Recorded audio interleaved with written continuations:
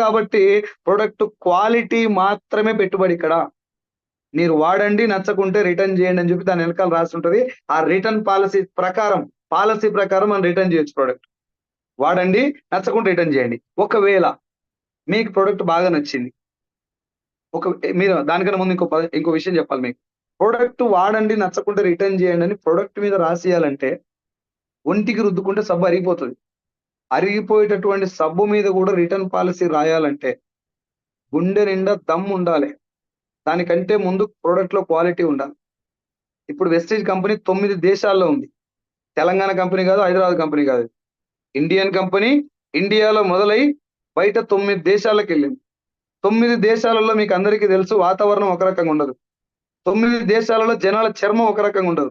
9 దేశాలలో అన్నిటిని మించి జనాల ధమాక్ ఒక రకంగా ఉండదు.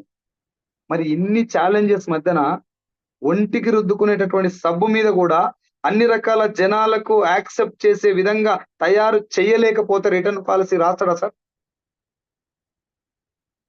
ఒళ్ళు దగ్గర పెట్టుకొని ప్రొడక్ట్ తయారు చేయాలి. వేరే దారి లేదు కంపెనీ ఓనర్‌కి. కాబట్టి ఆ కాన్సెప్ట్ కాబట్టే గవర్నమెంట్ దీనికి చట్టం చేయటం గాని, గెజెట్ ఇవ్వటం గాని, సర్క్యులర్ ఇవ్వటం గాని, ఇది మంచి ఇండస్ట్రీ అని దీన్ని ఎంకరేజ్ చేయడం గాని చేస్తుంది. Not because of people are getting money. జనాలకు డబ్బులు వస్తున్నాయి కాబట్టి దీనికి చట్టాలు రాలే.